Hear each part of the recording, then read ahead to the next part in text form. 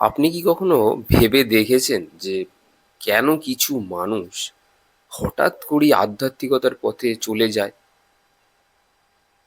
তারা কি পৃথিবী থেকে পালিয়ে যেতে চাইছে, নাকি তারা এমন কিছু দেখতে পাচ্ছে যা অধিকাংশ মানুষ দেখতে পায় না? কোনটা? এটা সত্যি ভেবে দেখার বিষয় আছে। তো আমাদের যে আজকে যে আলোচ্য বিষয়বস্তু, কেন কিছু মানুষ হঠাৎ আধ্যাত্মিকতার প্রতি আকৃষ্ট হয়। নমস্কার, চলুন শুরু করে নেওয়া যাক। তার আগে আমরা একটু কিছু কথা বলে দিই।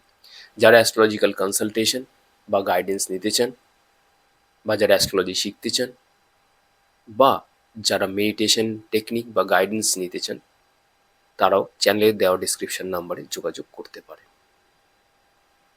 প্রথম যে পয়েন্টটা যেটা বলবো, কেন কিছু মানুষ হঠাৎ করে জীবনের কোন এমন মোড় তাদের জীবনে আসে যার ফলে তারা আধ্যাত্মিকতার দিকে চলে আসে। জীবনের প্রথম মানুষ যখন জন্মায়, তখন কি তারা এরকমই থাকে? না, এরকম তো থাকে না। তাহলে কোন তাপে এবং চাপে পড়ে কিছু মানুষ আধ্যাত্মিকতার পথে আসে? সবাই তো আসে না, আপনার পাশের লোকটা তো আসে না। আপনি কেন এলেন? 1 নম্বর পয়েন্ট, জীবনে যখন গভীর সংকট আসে। জীবনে যখন গভীর সংকট আসে, সম্পর্ক ভাঙা, প্রিয়জনকে হারানো, আর্থিক সমস্যা, সব দিক থেকে ব্যর্থতা আপনাকে কোন ঠাসা করে দেয়। তাপে এবং চাপে একটা ঘরের দেয়ালে আপনাকে চেপে ধরে। যখন আপনার সব দরজা বন্ধ হয়ে যায়, একটি ঘরে শুধুই অন্ধকার, কোথাও এক চিলতে আলো আপনি দেখতে পান না, তখন কিছু মানুষ আধ্যাত্মিকতার দিকে হাত বাড়ায়। যেখানে এসে সব শেষ হয়ে যায়, সেখানে এসে বিশ্বাস বিশ্বাসের একটি খুঁটি আঁকড়ে ধরতে চায় মানুষ। সেই খুঁটি থেকেই জন্ম হয় আধ্যাত্মিকতার। নাম্বার 2, মনের অশান্তি। বাইরে সব কিছু আছে, বাড়ি আছে, ঘর আছে, গাড়ি আছে, জীবন চালাবার জন্য অর্থ আছে, বাইরে সব কিছু অ্যাভেলেবেল, কিন্তু মনে কোথাও যেন এক শূন্যতা গ্রাস করছে। মনে যেন এক অতৃপ্ত বাসনা সব সময় উকিঝুঁকি মারছে। মন যেন কিছুতেই স্থির হতে চাইছে না। জীবনের সব কিছু দিয়েও মানসিক শান্তি পাচ্ছেন না। জীবনে কোথাও যেন একটা খালি খালি মনে হচ্ছে। কোথাও কোনো সময় সম্পূর্ণতা অনুভব করতে পারছেন না। এমন অবস্থায় কিছু মানুষ এবং মানুষও আধ্যাত্মিকতার দিকে আকৃষ্ট হন। নাম্বার 3, জীবনের উদ্দেশ্য খুঁজে পাওয়ার জন্য। কিছু মানুষ ছোট থেকেই জন্মেই তাদের মনে হয় যে আমাকে যে নামটা দেওয়া হয়েছে সেটাও তো দেওয়া, শরীরটাও অন্য লোকে দিয়েছে, নামও দিয়েছে, চোখ খুলে এই গোটা সৃষ্টিকে দেখেছি। তাহলে সৃষ্টিকর্তাকে, সৃষ্টি যদি থেকে থাকে, সৃষ্টিকর্তাও নিশ্চয়ই আছেন। আর আমিই বা কে? কেন আমি এলাম? আমার জীবনের উদ্দেশ্য কি? কি কারণে আমি এত জীবনে ব্যথা পাচ্ছি? কি কারণে আমি জীবনে সব কিছু হারালাম? এই সব প্রশ্নের উত্তর সবসময় উকিঝুঁকি দেয়। জীবনের উদ্দেশ্যকে খুঁজে পাওয়ার জন্যে কিছু মানুষ এবং মানুষও আধ্যাত্মিকতাকে বেছে নেয়। তার জীবনের উৎস কোথা থেকে, সে কোথা থেকে এসেছে, আবার কোথায় মিলিয়ে যাবে, সব প্রশ্ন ঘিরে ধরে। নাম্বার 4, অপ্রত্যাশিত গভীর অভিজ্ঞতা। কিছু মানুষ আছেন যারা ট্রামে, বাসে, রাস্তায় হেঁটে যেতে যেতে অথবা সংসারের কাজ করতে করতে কিছু অনুভব করে থাকে। হঠাৎ মনে হলো কে যেন একটা তার চারপাশে ঘুরে বেড়াচ্ছে। মনে হলো গোপাল বুঝি। তার ঘরের সিংহাসনে যে ছোট্ট গোপালটি রাখা আছে, সেই হয়তো জীবন্ত মূর্তি ধরে তার সাথে খেলে চলে বেড়াচ্ছে। কখনো রান্নাঘরে, কখনো শোবার ঘরে অথবা পাশের ঘরে। কখনো কখনো এমনও মনে হয় যেন চুপ করে বসে থেকে থেকে এক অন্য জগতে মিলিয়ে গেছি। শরীরের কোনো হদিশ নেই। আদৌ কি আমি আছি? না, নেই। এই প্রশ্নগুলো উত্তর খোঁজার জন্য মরিয়া হয়ে থাকে। কে ছিল সেই ছোট্ট বালকটি? আবার হঠাৎ করে কেউ কেউ দেখেন এক সোনালী উজ্জ্বল বর্ণের আভা এক অন্ধকার থেকে তৈরি হয়ে এলো। তার রূপ সজ্জিত হয়েছে বিভিন্ন অস্ত্রে, বিভিন্ন অলংকারে, এক দেবী মূর্তিতে। কে এই দেবী? এই গভীর অপ্রত্যাশিত যে অভিজ্ঞতা প্রত্যাশা করা যায় না, এমন অনেক বহু অজানা অভিজ্ঞতা, জীবনের চমৎকার, যার কোনো উত্তর নেই, যার কোনো তল নেই, যার কোনো ব্যাখ্যা নেই, যার শুধুমাত্র আমরা সাক্ষী, আর কিচ্ছু নয়।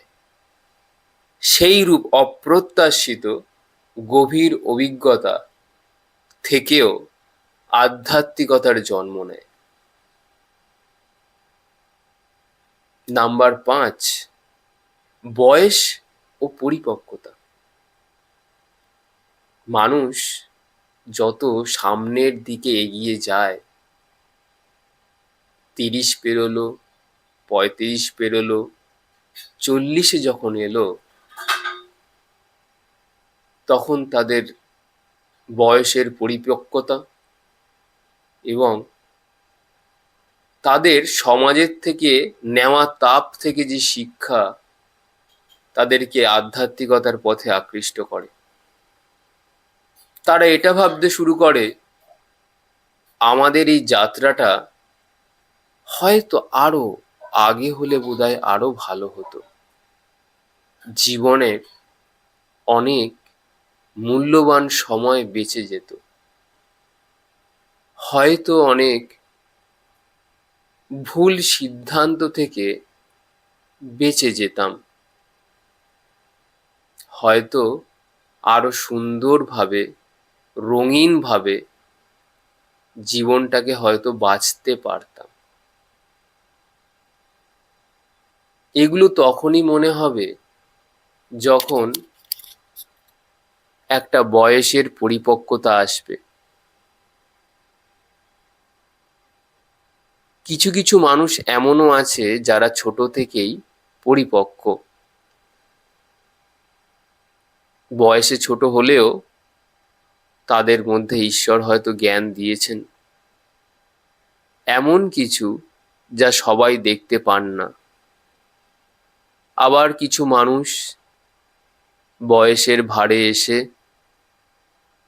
তাদের জীবনের অতীতের স্মৃতি এবং সমাজের তাপে এবং চাপে নিখাদ সোনা হয়ে উঠছে,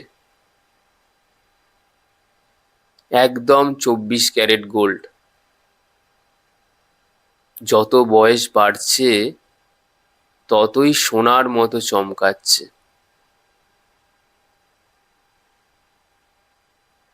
এটাও বয়সের পরিপক্কতার জন্য হয়ে থাকে এবং মানুষ আধ্যাত্মিকতার দিকে আকৃষ্ট হয়।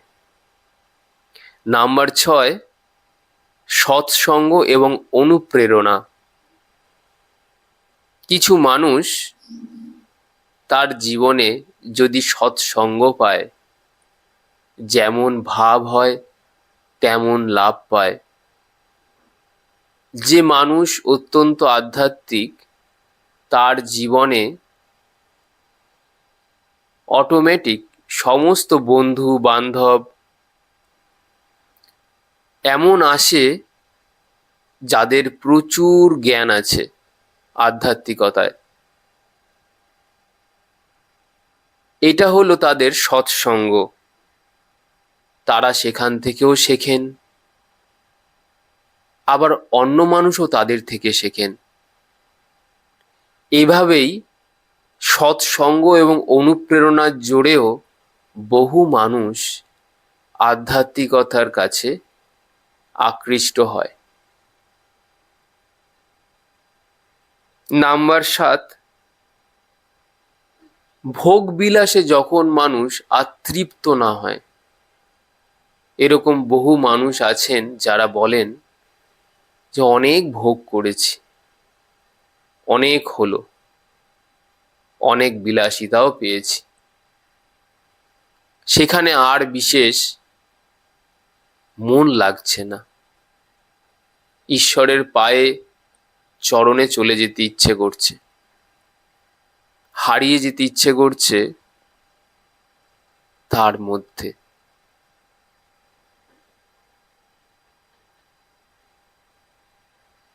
সেই সময়েও মানুষের চক্ষু হতে অশ্রু ধারা নেমে আসে, আনন্দ অশ্রু। সেখান থেকেও তাদের সেই চেতনা আধ্যাত্মিকতার পরবর্তী স্টেপে, পরবর্তী ধাপে তারা উত্তীর্ণ হন এবং সেখান থেকেও কিছু মানুষ আধ্যাত্মিকতার প্রতি আকৃষ্ট হন। নাম্বার 8, মৃত্যু সম্পর্কে সচেতনতা বোধ মানুষকে আধ্যাত্মিকতার দিকে নিয়ে আসে। বহু মানুষ দেখবেন হয়তো কোমায় ছিল 3 মাস, জীবন এবং মৃত্যুর সাথে খেলতে খেলতে মৃত্যুর সচেতনতা বোধকে জেনে আবার ফিরে আসেন, আবার ফিরে আসেন। ফিরে আসার পরে তারা একদম অন্যরকম মানুষ হয়ে যান, একদম অন্যরকম, তুলনা নেই। মানুষ যেন বদলে যায় 360 ডিগ্রি। মৃত্যু সম্পর্কে সচেতনতাও মানুষকে আধ্যাত্মিকতার পথে টেনে নিয়ে আসে, যাকে বলে ইংলিশে নিয়ার ডেথ এক্সপিরিয়েন্স। বিভিন্ন মানুষের জীবনের অভিজ্ঞতা সমান নয়, এটি ভিন্ন ধর্মী। কেউ হয়তো কোমা থেকে ফিরে এসেছেন, কেউ হয়তো এক ভয়াবহ দুর্ঘটনা থেকে ফিরে এসেছেন। সবাই মৃত্যুকে দেখে মৃত্যুকে ছুঁয়ে ফিরে আসেন। জ্যোতিষশাস্ত্রে যদি শুক্র ভালো থাকে এবং অষ্টম ভাবে থাকে, বলা হয় এই ব্যক্তির কাছে মৃত সঞ্জীবনী বিদ্যা আছে। অর্থাৎ জীবনে একবার সে মৃত্যুকে দর্শন করবে, আবার ফিরে আসবে। তো এরকম হয়, বহু মানুষের ক্ষেত্রে হয়। তারা মৃত্যুতুল্য কষ্ট বা অভিজ্ঞতা জীবনে একবার ভুগে আবারও বাউন্স ব্যাক করে ফিরে আসেন। নিয়ে আসে প্রচুর আধ্যাত্ম, নিয়ে আসেন প্রচুর জ্ঞান, যা দিয়ে সমাজ দশের কল্যাণ সাধন সম্ভব। এই গেল 8 নম্বর পয়েন্ট। 9 নম্বর পয়েন্ট, মানুষ যখন বুঝে যায় ধ্যান এবং যোগের কিছু ইতিবাচক দিক, তখনও মানুষ আধ্যাত্মিকতার দিকে অগ্রসর হন। ধ্যানেও একটি নেশা আছে যা আপনাকে উপরে তুলে নিয়ে যাবে, আপনার নিম্নগামী ঊর্জাকে ওপরে চালনা করবে। আপনার আর অধোগতি হবে না। কিছু না হলেও অধোগতি অত্যন্ত হবে না।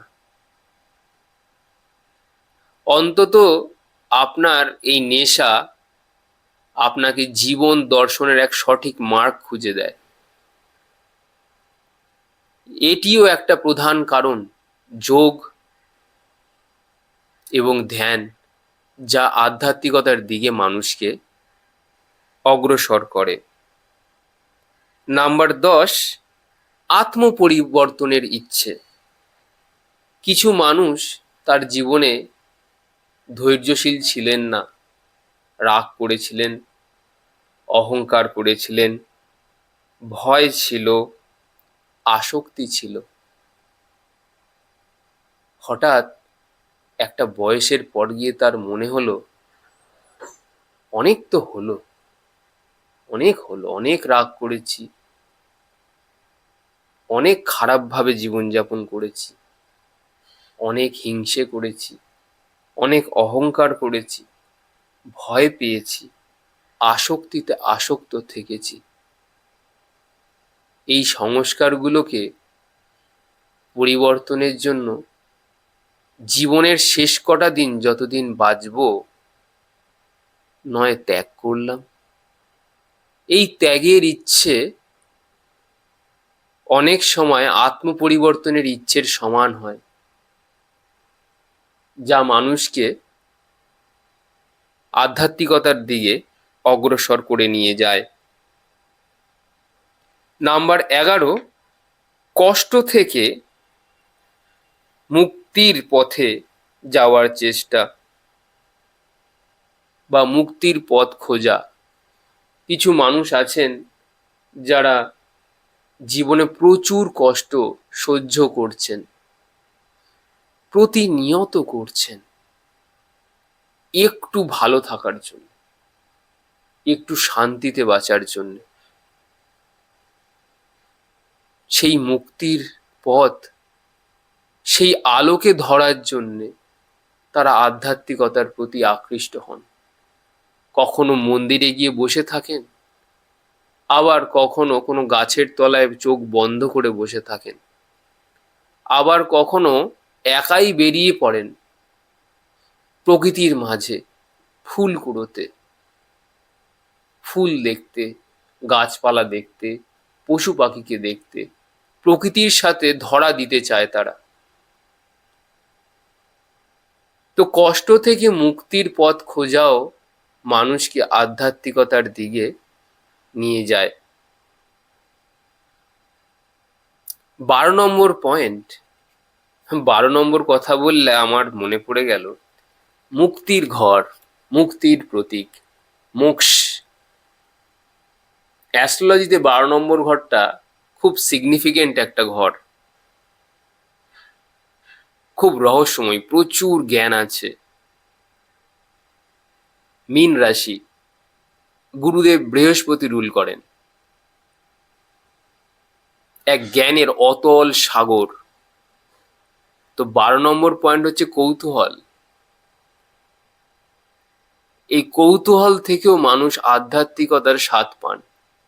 এই কৌতূহল থেকেও মানুষ আধ্যাত্মিকতার দিকে আকৃষ্ট হন, এই জ্ঞানকে খোঁজার জন্য, জ্ঞানকে বোঝার জন্য। অবশেষে বলি একটা কথা, আধ্যাত্মিকতা মানে পৃথিবী ছেড়ে দেওয়া নয়, বরং নিজেকে আরো গভীরভাবে জানা, নিজের মনকে বোঝা এবং সচেতনভাবে জীবন যাপন করা।